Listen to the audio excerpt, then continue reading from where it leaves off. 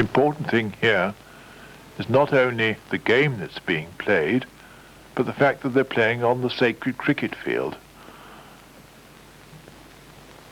In how many hospitals would this be allowed? I know what you're saying to yourselves. This is good fun, but is it nursing? Well, what is nursing? Surely nursing is doing, under medical direction, anything that makes a patient get well. All these patients have had fun. And haven't the nurses had some fun too? Surely, if everybody gets on better together, won't patients get healthier? Won't the standard of nursing improve? A program like this isn't very expensive. The equipment lasts for a long time. The great thing is that everybody is happier. The patients have learnt to think quickly and to adapt themselves and to be so much more competent socially and emotionally. Give my heart peace, love. Give my heart peace. Put your arms around me. Give my heart peace. Build me a castle. Oh, keep me calm. So I can see her as she rides by, as she rides by along, as she rides by. So I can see her as she rides by. Down in the valley so low, and your head over, billowing low.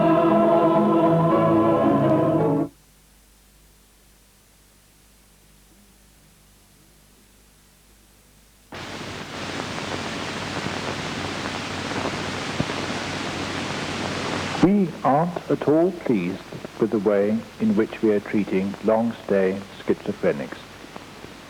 There seems to be something quite seriously the matter with our approach. If they come into hospital in the acute wards, they're treated well. But in the chronic wards, it all seems to be a matter of guesswork. And what are we going to do about it? We thought the best thing to do would be to sit down and have a chat and to decide when we go away what we ought to do. So here we are, all student nurses without much experience apart from what we've seen, but we aren't at all happy with the way things are at the moment. We thought we would make a film. We will make it in two parts. The first showing what happens if one has the opinion the patients don't get better anyway, and the other part showing what can be done with the use of a little imagination and everybody doing their very best to help the patient.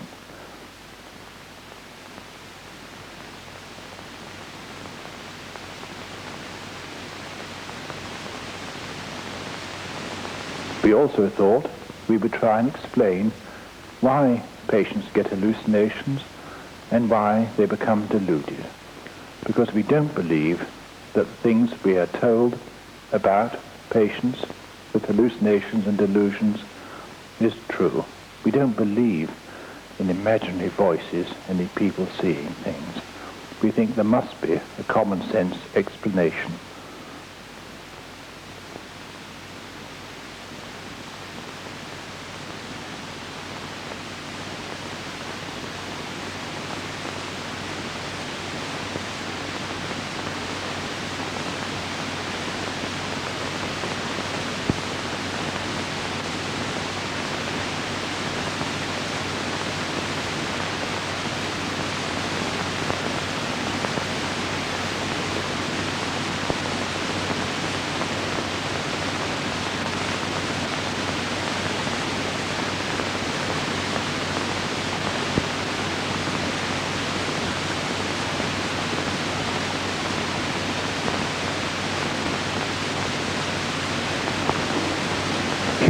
am I, a young man, healthy in all respects.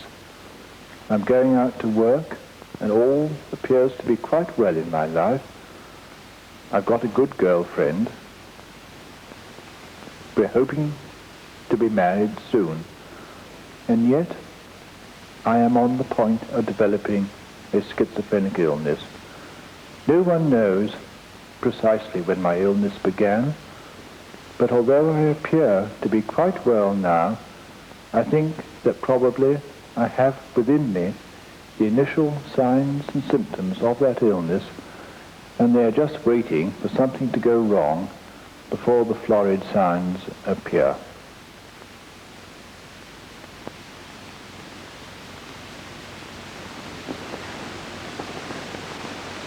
They always say that the first signs of the illness is the loss of the ability to be on really happy terms with other people.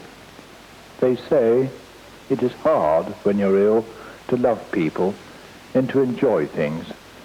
But all the same, I don't feel that there's anything the matter with me at the present moment.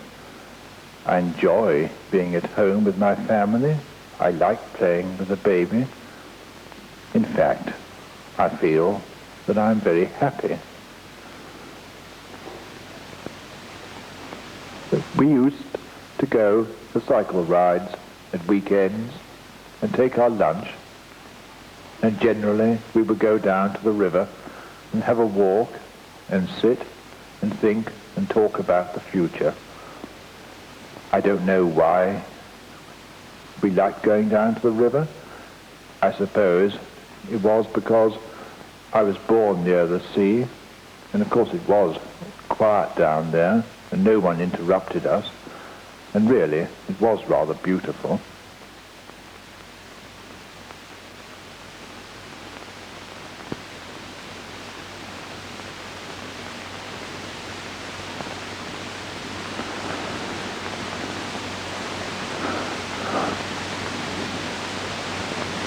On looking back, it is queer to think, seeing this film, that I wasn't quite well even now. I really don't know what to think about it all. We'd known each other for years. Both our families were happy about our engagement and our forthcoming marriage. We both had jobs, and my girlfriend intended to go on working for a bit afterwards.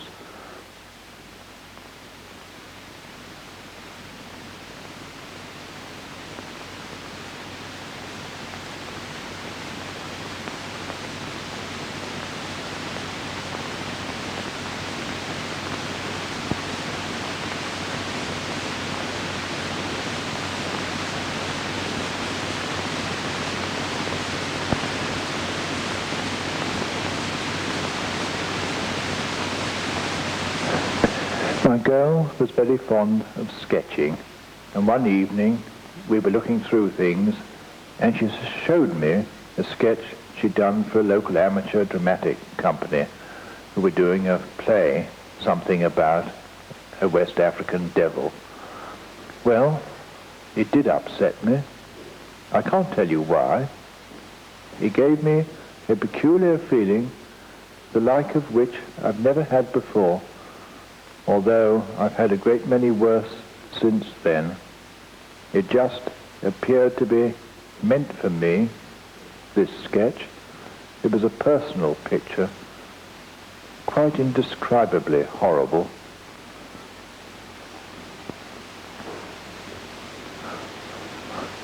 All the rest of the day was spoilt.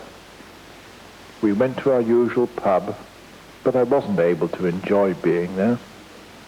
I felt all the time that something awful was going to happen. I think she thought I was just being moody, but that's not my nature.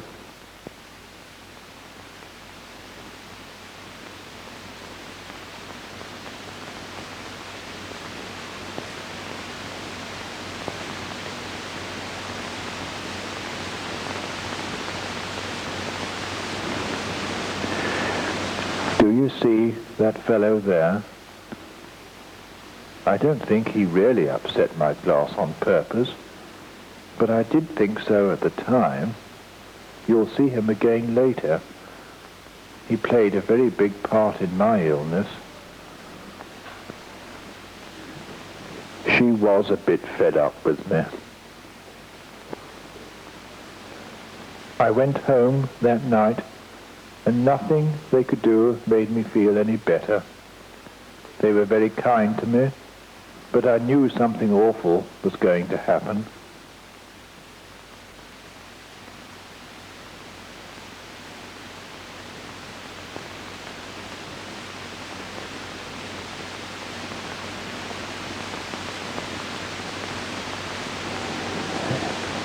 I lay in bed, but I couldn't sleep, and suddenly it burst upon me as I looked at my clothes, and do you know, I saw them change into that man who upset my beer, and he had on his head the mask of Satan.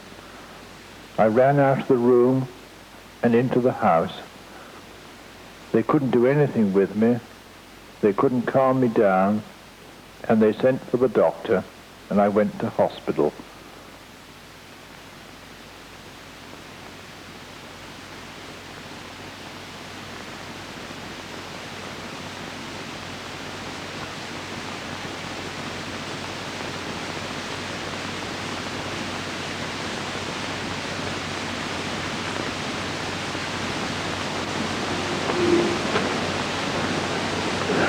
I suppose it was the right thing to do, but I didn't think so then.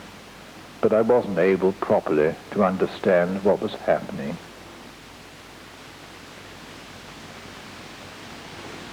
They were kind enough to me, but they were very stupid and foolish. They thought they knew what went on in my mind.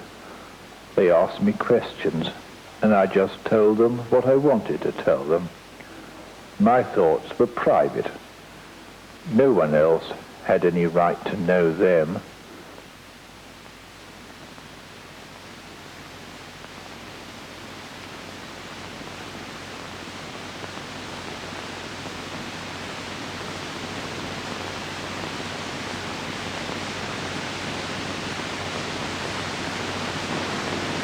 I knew that no precautions were taken to keep me safe then, and I thought that Satan would come and kill me if I didn't do something first.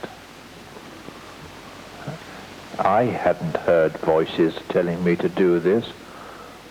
I knew that it was what I had to do in order to escape death. How much better to die when you want to die than just to be killed.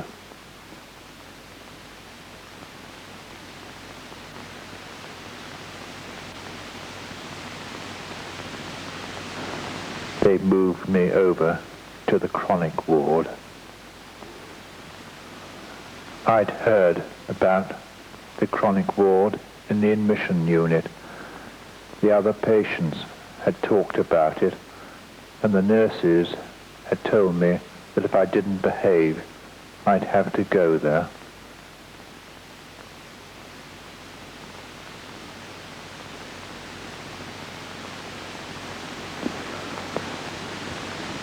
Morning after morning, afternoon after afternoon,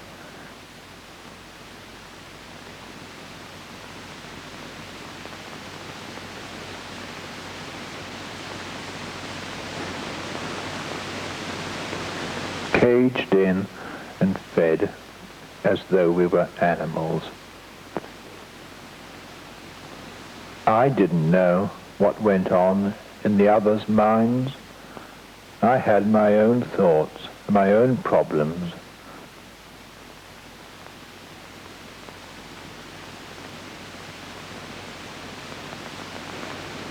It just didn't seem worthwhile to look after myself in any way. I had one thought always in my mind, and I couldn't bother about anything else. though I knew everything that went on around me and heard everything that the nurses said.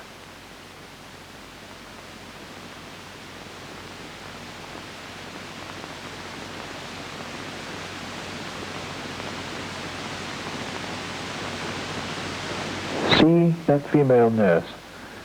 She plays a very important part in the second part of the film. Back to the airing court. We just sat or just walked. Sometimes the nurses played a game of cricket between themselves, where they didn't play with us or talk to us. We were just left to our own thoughts.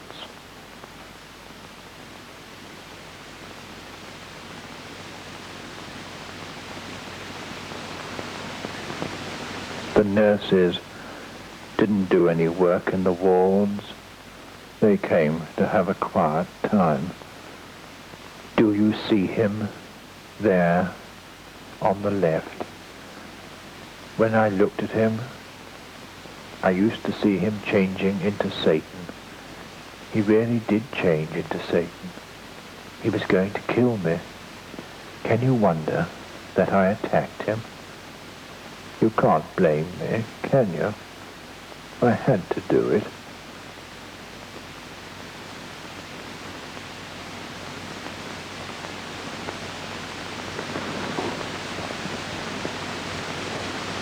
They shouldn't have done it, really. It wasn't quite right.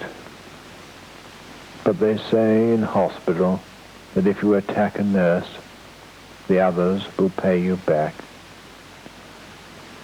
Satan told the doctor that I'd had a fall and had fallen downstairs.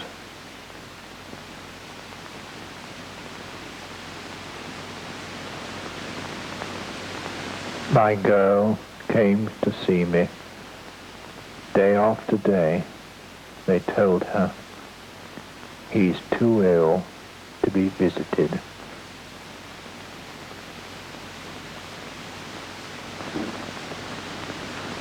Once a week, the patient's social club arranged a dance. The nurses used to dance together. They had a nice time. I didn't see why I should dance.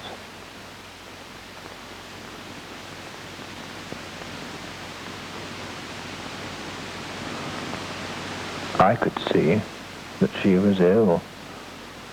But I had problems. I had things to think about.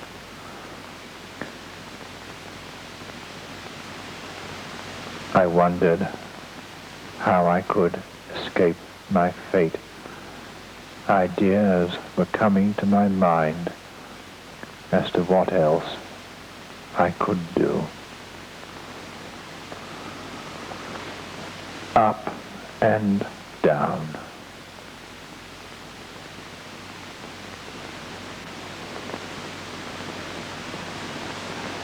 They put me in a side room. They said I was too dangerous to be left alone. I used to think about my girl.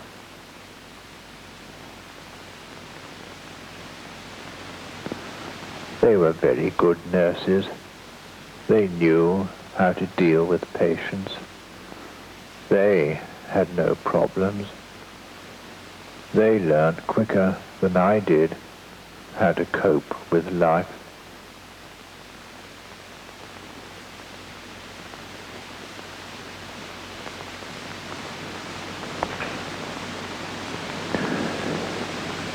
They introduced factory work into the hospital.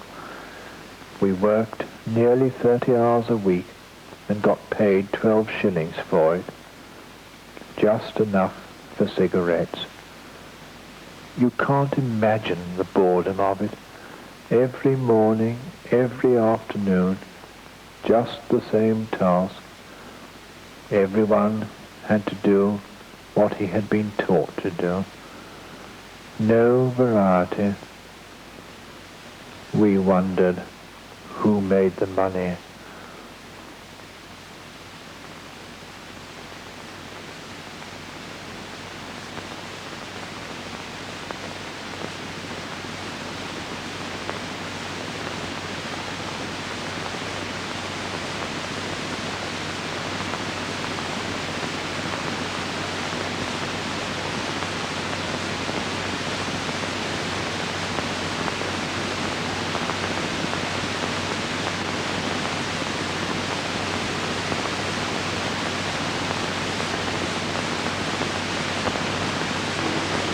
My nurse went with me wherever I went. I can't think why they had to put him in charge of me.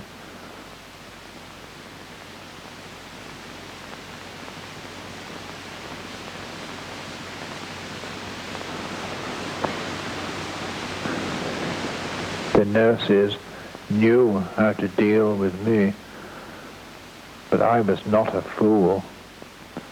I was learning how to deal with my problems myself.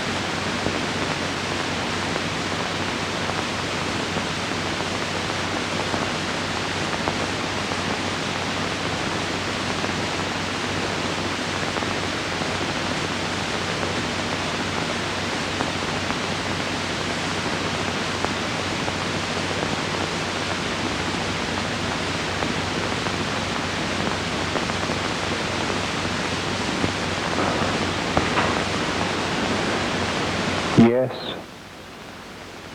I knew that I had to do this. I don't know that I wanted to do it, but I knew that I had to commit some crime so that the next stage could be completed. Satan can't be fooled.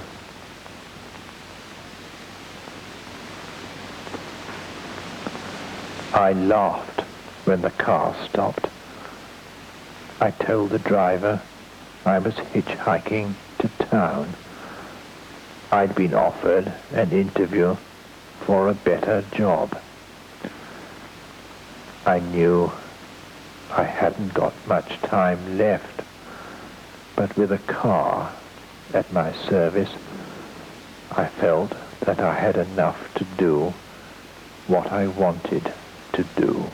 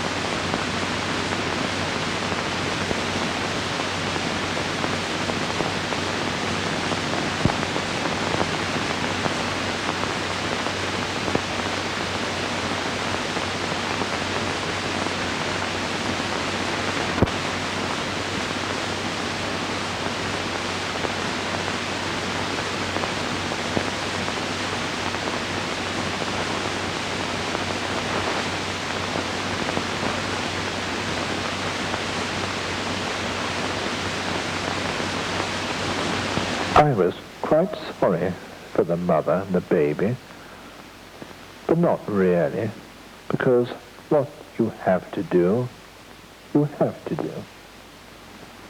Have people told you that? People are silly, aren't they? They can't stop you from doing what God has told you to do. You can thwart Satan if you have to. People can lock you up.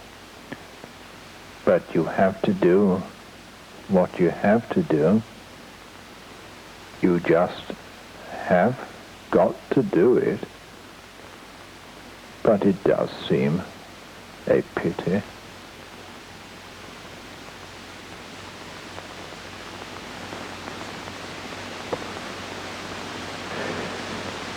The first part of the film is now over.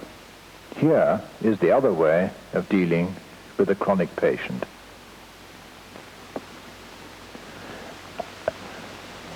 I've come into hospital. I've tried to kill myself. I am transferred to a long-stay ward in just the same way as in the first film and under the same conditions. But owing, I think, entirely to chance, everything takes a different course. You will see that there is another way of treating patients who are difficult and patients who are equally dangerous, without spending any more money and without needing extra nurses.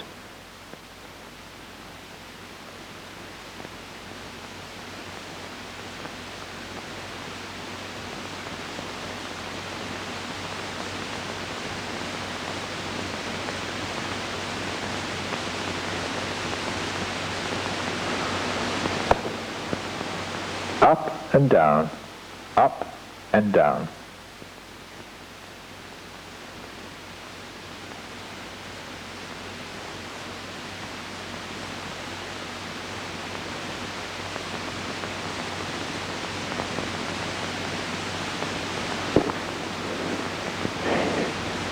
In the first part, this nurse just walked past.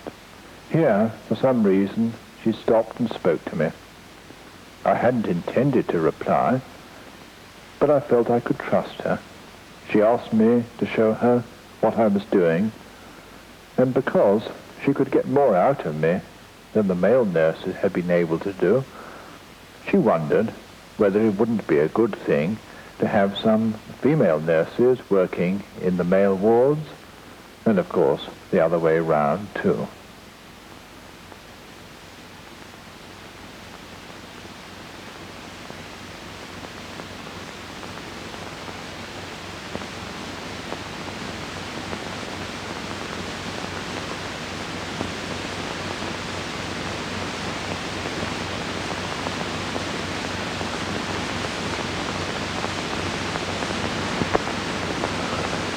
Soon after, she met the matron and the chief male nurse, and she asked them if her idea could not be tried. They were a bit doubtful, as you can imagine, but they said they would be quite willing to give her notion a chance. And here, you see, the nurses are dancing with the patients.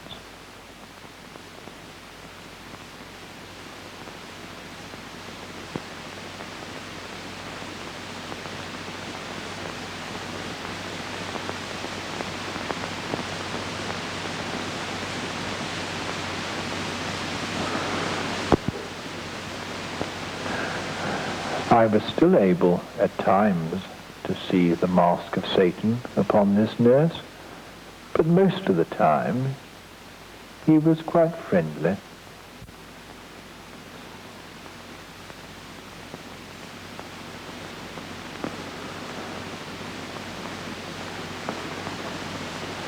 I don't know that the female nurses were more patient, but it was harder to refuse when they asked me to do something.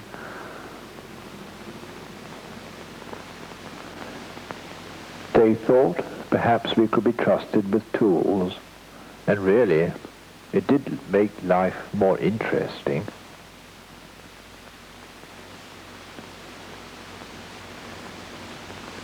When I looked at him, I could still see the face of Satan appearing, but I learnt to look away, and if I